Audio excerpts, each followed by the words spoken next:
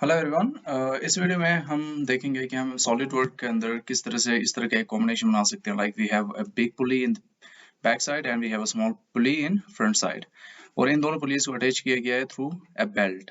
और कैसे हम एक मोटर अटैच करके एक पुली के अंदर उसको रोटेट करवा सकते हैं टू अनदर पुली को भी। तो अगर इसकी सिमुलेशन रन करें तो ये कुछ इस तरह का दिखेगा लास्ट में कि आपने मोटर अटैच की यहाँ पे, उसकी मदद से ये पुली भी रन हो रहा है। तो चलो देखते हैं इस तरह का एक कॉम्बिनेशन बनाते हैं using SolidWorks। So in my case I have SolidWorks 2020 installed in my PC. So let's begin with the first part, जिसमें हमें सबसे पहले बैक पुली बनानी पड़ेगी, जो लार्ज पुली है, फिर उसके बाद हमें स्मॉल पुली बनानी पड़ेगी एंड देन बेल्ट, और आखिर में इन दोनों को हमें जोड़ना पड़ेगा यूजिंग असेंबली। तो सबसे पहले हम पार्ट्स बनाते हैं। Let's make the first part.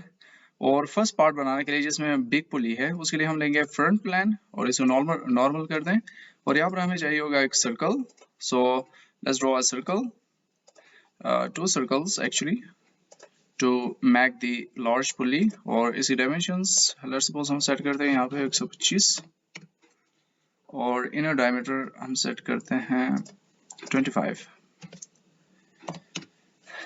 इस डायमेंशन को थोड़ा सा कम कर दें, 120 कर दें इसको, और अब ऐसे करते हैं, इसको एक्सट्रूड करते हैं। एक्सट्रूड हम करेंगे इसको 25 तक। ओके हो गया। अब फिर उसके बाद फ्रंट साइड पे दोबारा से हम एक्सट्रूड कट करेंगे यहाँ पे। अब इसकी डायमेंशन थोड़ा सेट करते हैं। The dimension will be 85 mm, और इसमें जो यूनिट मैंने सेट की हुई है वो है mm में। We did a mistake. अगर यहाँ पर इसको एक्सट्रूड करते हैं हम सेंटर लाइन से तो हमारे लिए आसानी होती है। अब दोबारा से इसको हम करते हैं एक्सट्रूड बॉस करते हैं, लेकिन यहाँ पर ना इसकी सेटिंग हम करते हैं ब्लाइंड नहीं बल्कि मिडवे। इसका फायदा क्या होगा वो आगे एक स्टेप में आपको पता लग जाएगा। इसको करते हैं 25। तो मिडवे का मतलब ये होता है कि ये सेंटर पॉइंट से 25 का हाफ जो है इस साइड पे करेगा, और 25 का हाफ जो है वो नेगेटिव साइड पे, बैक साइड पे इसको एक्सट्रूड करेगा। ये हो गया। Now let's again make it normal and let's draw another circle like this one, और इसी डायमेंशन हम सेट करते हैं 85 mm। और अब ऐसे करते हैं कि एक्सट्रूड कट करते हैं इसको। एक्सट्रूड कट हम अंदर साइड पे करेंगे और इसको करेंगे हम 10 mm। ओके। अब ये एक्सट्रूड कट हो गया एक साइड पे। अब देखना बैक साइड पे हम इसको रिफ्लेक्ट करेंगे, और रिफ्लेक्ट कैसे करेंगे, just go to mirror and here you have to select the mirror surface. किसके थ्रू आपने बेसिकली उसको मिरर करना है।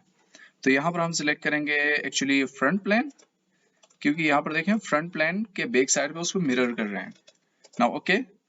अब यहाँ पर देखें बैक साइड पे भी ये कट लग गया। अब यहाँ पर हम ऐसे करेंगे, इसको नॉर्मल कर दें।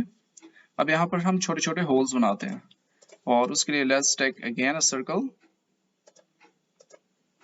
अब इसकी डायमेंशन हम सेट करते हैं। इसकी जो डायमीटर होगी वो होगी 12 mm, और अब डिस्टेंस सेट करते हैं यहाँ से लेके सेंटर तक। ये डिस्टेंस होगा 25 mm। ओके। अब इसको करते हैं एक्सट्रूड कट, क्योंकि हमें होल क्रिएट करना है यहाँ पे, और इसको थ्रू ऑल बोथ कर दें, थ्रू ऑल कर दें। तो ये थ्रू ऑल मिड प्लान पे चालू कर दें, इसको 25 कर दें, तो ये कंप्लीटली उसको एक्सट्रूड करेगा।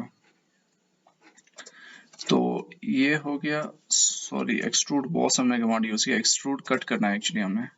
एक्सट्रूड कट कमांड इस्तेमाल करें, और यहाँ पर इसको करते हैं थ्रू बोथ, और ये यहाँ पर कट हो जाएगा। अब हमने एक बना दिया, अब इसको रिवॉल्व करते हैं पूरे इस सरफेस पे।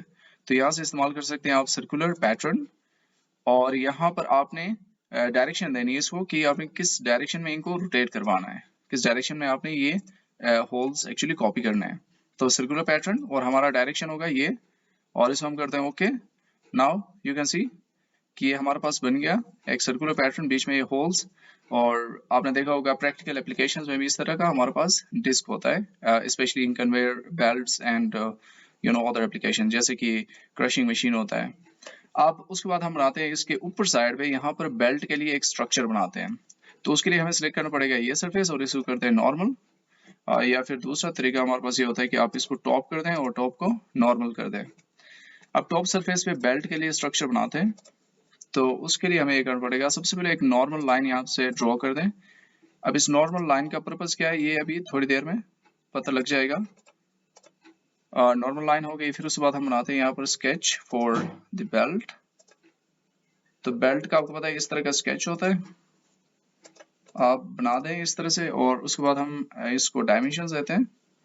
तो मेरे केस में जो बेल्ट की ये विड्थ है ये होगी 6 mm। फिर उसके बाद आपने ये जो पॉइंट्स हैं, इस पॉइंट से लेके इस पॉइंट तक मेरे केस में जो डिस्टेंस है, अगेन गो टू डायमेंशंस, ये वाला पॉइंट और ये वाला point, sorry, go to dimensions,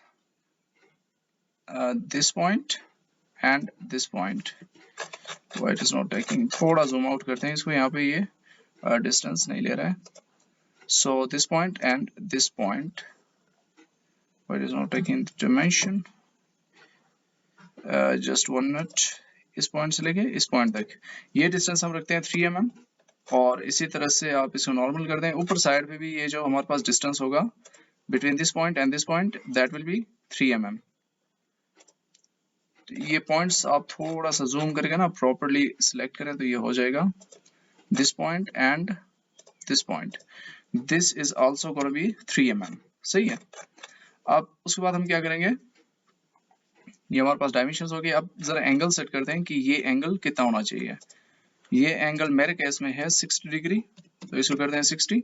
यहाँ पर भी आप करते हैं इसको 60 डिग्री, तो इसको सेट करते हैं 60 डिग्री, हो गया। अब इसको, अब हमने क्या करना है, एक स्ट्रक्चर आपने बना दिया, अब इसको रिवॉल्व करना है पूरे इस सरफेस पे। तो उसके लिए हम कमांड इस्तेमाल करेंगे रिवॉल्व कट। अब ये जो आपने डायग्राम बनाया है या फिर ये जो आपने डायमेंशन बनाई है, इसी को आपने पूरे पे रिवॉल्व करना है। तो हमने रिवॉल्व का कमांड इस्तेमाल किया, और अब यहाँ पर देखें लाइन जो सिलेक्ट कर रहा है ये वर्टिकल वाला लाइन, इससे मतलब ये इस लाइन को एज ए रेफरेंस लेगा और इसी के सर्कुलर पैटर्न में ये जो हमारे पास स्ट्रक्चर बनी है या शेप बनी है, इसको कॉपी करेगा थ्रू आउट दिस सरफेस।